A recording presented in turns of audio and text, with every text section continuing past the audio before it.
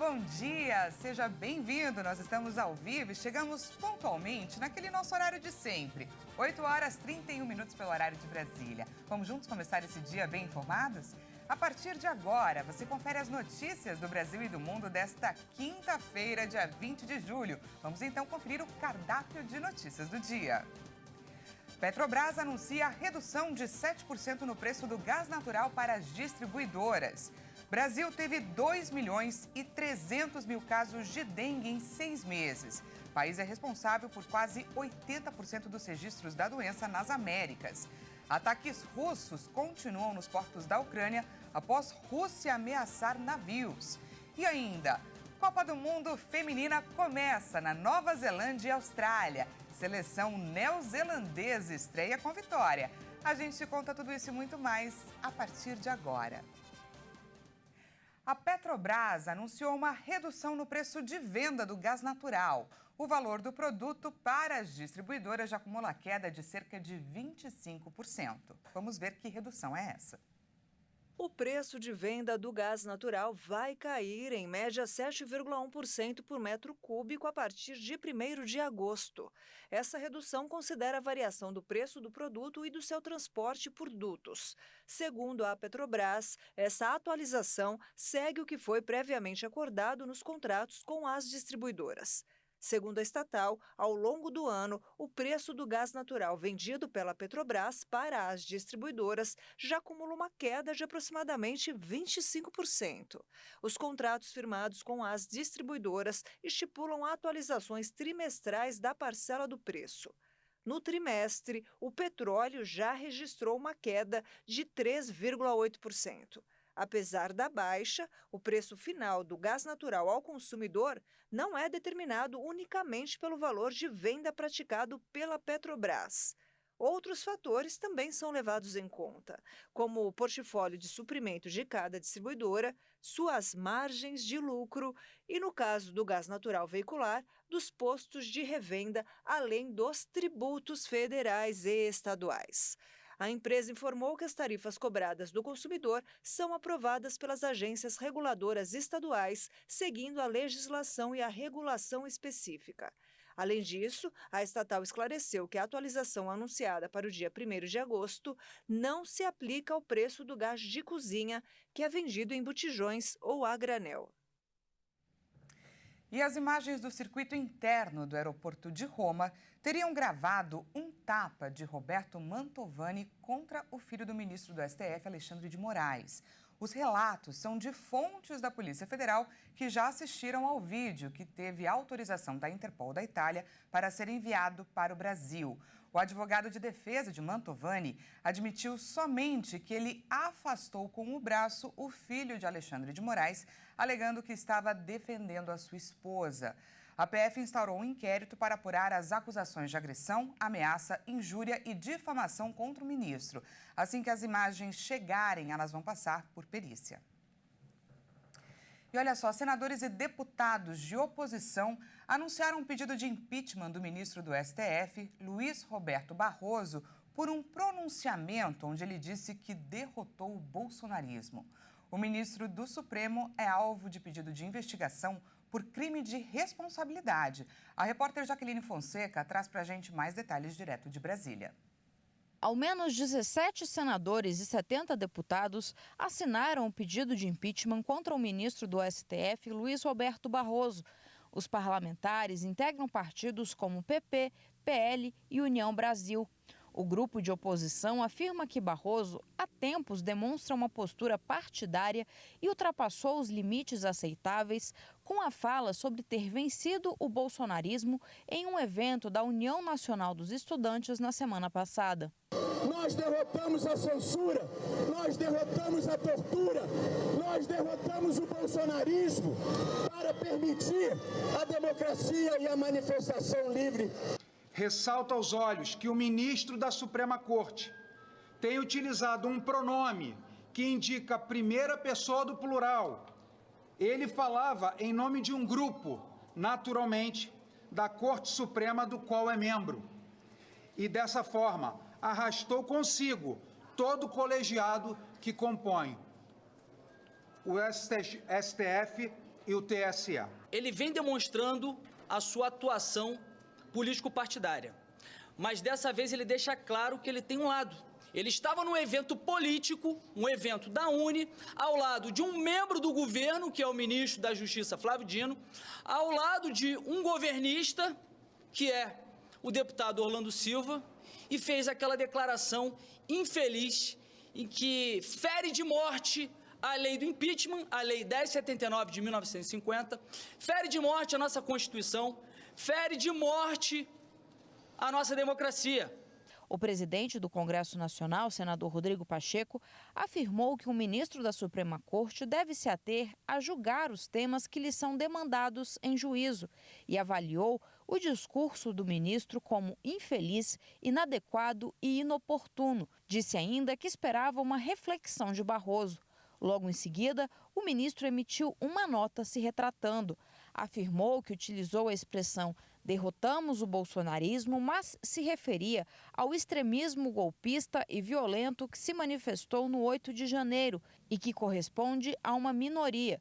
E segue dizendo que jamais quis ofender os 58 milhões de eleitores do ex-presidente, nem criticar uma visão de mundo conservadora e democrática que é perfeitamente legítima. Mas os parlamentares da oposição afirmam que uma retratação é pouco e não desfaz o crime cometido. Por isso, eles querem que o pedido de impedimento de Barroso seja levado ao plenário do Senado. Quero lamentar, temos que chegar a esse ponto, mas é necessário e eu espero, sinceramente, que o presidente do Congresso Nacional, o presidente do Senado, Rodrigo Pacheco, não sente em cima desse pedido de impeachment, que tem todo o fundamento. A população toda está entendendo, o Supremo está entendendo, o próprio ministro Barroso deve estar entendendo a razão de nós estarmos aqui hoje, porque ele passou de todos os limites. O pedido de impeachment protocolado pelos parlamentares contra o ministro do STF, Luiz Roberto Barroso, será agora avaliado pela presidência do Senado, que decidirá se dá ou não seguimento ao processo. O presidente da Casa, Rodrigo Pacheco, disse que vai fazer uma análise decente e independente, mas afirmou que a lei do impeachment é obsoleta e precisa de modernização. Embora haja previsão legal desde 1950, nunca um ministro do STF foi cassado. Em nota, a Suprema Corte afirmou que não vai comentar o assunto. E mudando de assunto, a Organização Mundial da Saúde fez um alerta sobre a disparada dos casos de dengue na América do Sul. O Brasil está entre os países com maior incidência da doença. O primeiro semestre terminou com quase 3 milhões de casos nas Américas, entre confirmados e suspeitos. Esse total supera o do ano passado, que ficou em 2.800.000. Segundo a Organização Mundial da Saúde, os países com maior incidência estão na América do Sul. Juntos, Bolívia, Peru e Brasil registraram mais de 2.300.000 casos, ou seja, quase 80% do total. No Brasil, neste ano, houve um aumento de mais de 70% no número de casos, na comparação com a média dos últimos 5 anos. Mais de 800 pessoas já morreram de dengue no país somente no primeiro semestre. E uma das razões apontadas pela OMS para explicar a alta de casos é um ciclo, em que a cada 3 ou 5 anos aparecem com mais força. Segundo a Organização Pan-Americana da Saúde, além do ciclo natural da doença, as falhas nas políticas de enfrentamento, a mudança climática e os fenômenos como El Niño, que deixam o clima mais quente, interferem nos números. O Ministério da Saúde admitiu que a pandemia de Covid desorganizou o combate nacional ao mosquito Aedes aegypti, o vetor da doença. Houve uma descontinuidade na compra de alguns produtos, de inseticidas, utilizados para o combate do vetor.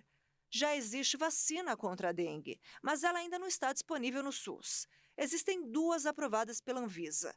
Uma do laboratório francês Sanofi Pasteur, que só pode ser utilizada por quem já teve a doença, e outra para um público mais amplo, da farmacêutica japonesa Takeda, aprovada neste ano. As 2 têm restrições de idade. E a inflação das férias de inverno caiu no último ano, de acordo com o levantamento realizado pelo Instituto Brasileiro de Economia da Fundação Getúlio Vargas. A queda foi puxada especialmente por um item da cesta. Quem conta pra gente que item é esse é a repórter Maria Clara Leite. A cesta de produtos e serviços relacionados ao período recuou em média 4,4% nos últimos 12 meses. Mas o destaque dos cálculos feitos com base no IPC, que é o índice de preços ao consumidor, ficou por conta das passagens aéreas, que caíram 21,13%. De acordo com um estudo do FGV Ibre, caso os tickets de avião fossem retirados do levantamento, a chamada inflação das férias subiria quase 4%, assim como a inflação de inverno. E ambas ficariam acima da inflação geral apurada nos últimos 12 meses, que foi de 2,23%. Mas dentro da cesta de inverno avaliada nesse último estudo, houve queda no preço de outros itens além das passagens aéreas, como explica o economista. Veja.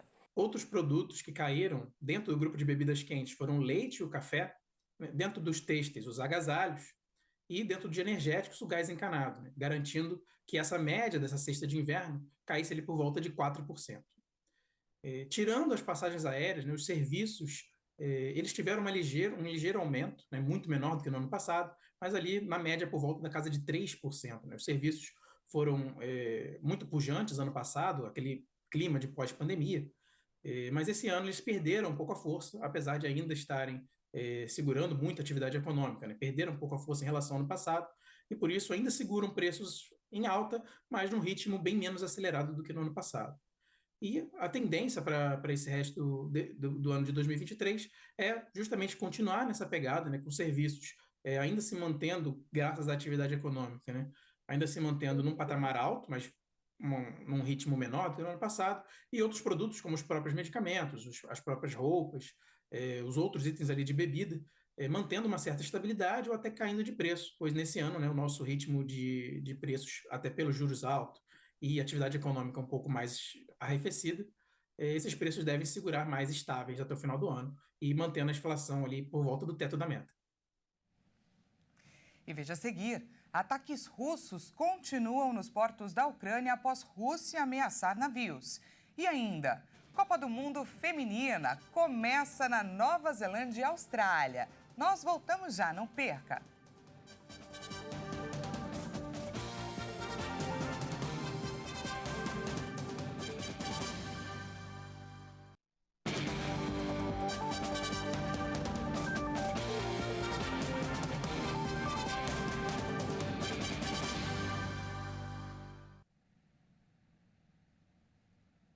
Seja bem-vindo mais uma vez, nós estamos de volta e ao vivo, 8 horas e 46 minutos pelo horário de Brasília. Voltamos com os destaques internacionais agora.